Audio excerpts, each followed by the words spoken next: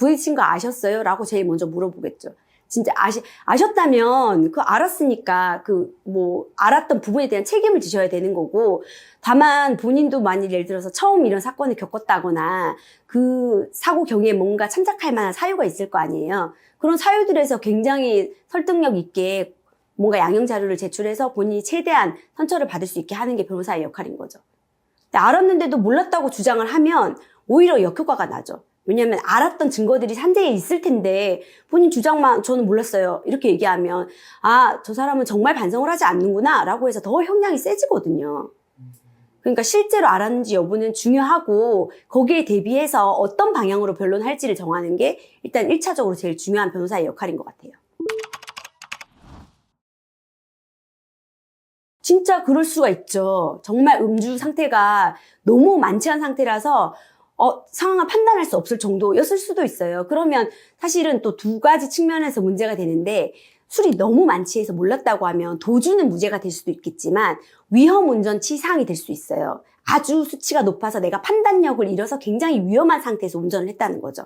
그것도 형량이 세거든요. 그렇지만 도주에 대한 무죄는 인정될 수 있으니까 그 위험운전 치상 한 부분을 인정하고 도주를 무죄로 하는 방향이 있고 또 정말 몰랐다고 하는데 정말 사고에 대한 인지를 못할 정도로 취한 건 아니었을 수도 있잖아요. 그럼 그런 증거들을 찾아서 정말 사고에 대한 인지가 없었다는 거를 입증을 해야 되는 거죠.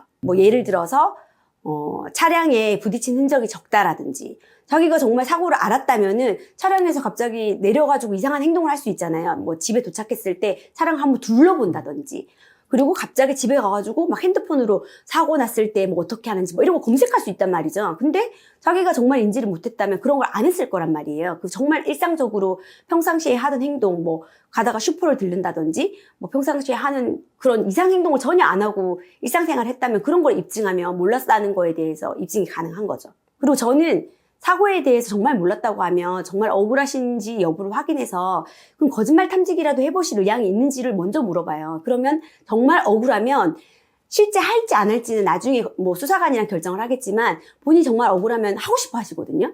그럼 전 정말 확신을 가지고 변론해드리죠. 증거도 찾고. 무죄를 주장할 때는 억울해야 결과가 좋게 나오는 거고 본인이 잘못한 걸 인정할 때는 그 인정한 대로 본인이 할 수 있는 최대한의 양형 자료를 만드는 게 또 중요한 거죠. 무죄를 주장할 때는 실제로 억울하고 자기가 정말 잘못한 것이 없을 때 증거를 더 열심히 찾으려고 하고 그게 부합하는 증거들이 나타날 경우가 많은데 실제로 잘못을 살짝 인정하는데 자기가 뭔가 잘못은 한 것 같은데 그래도 무죄 주장해 주세요 라고 하면 사실 증거를 찾기가 어려운 경우가 더 많은 것 같아요.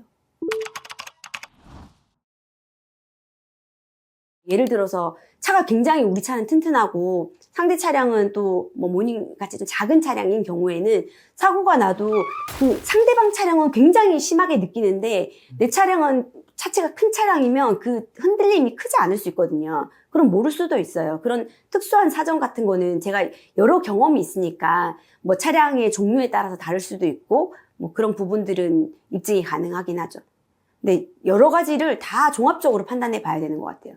거짓말 탐지기 부분도 있을 수 있고 차량의 종류도 있을 수 있고 지나가는 길 그리고 도착하고 난 다음에 어떤 행동 이런 것들을 전체적으로 판단해야 되기 때문에 그러니까 억울하면 그런 얘기들을 여러 가지 찾아볼 거 아니에요. 그럼 그런 거에서 증거를 찾을 수가 있는 거죠.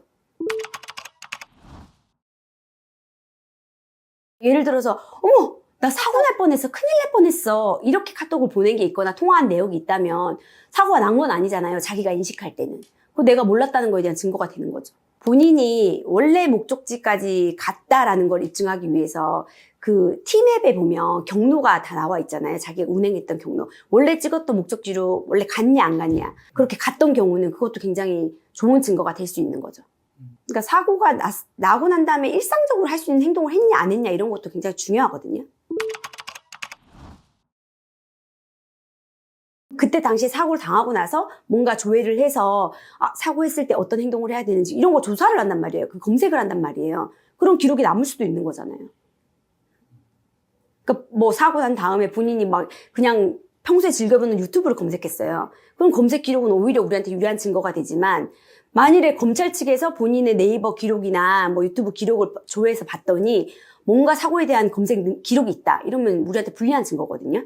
그러니까 그런 것들이 예상치 못한 어떤 반대 증거로 쓰인다든지 아니면 우리한테 유리한 증거가 될 수 있기 때문에 진짜 억울하면은 그런 얘기를 하다 보면 그런 기록까지도 찾을 수 있는 거죠.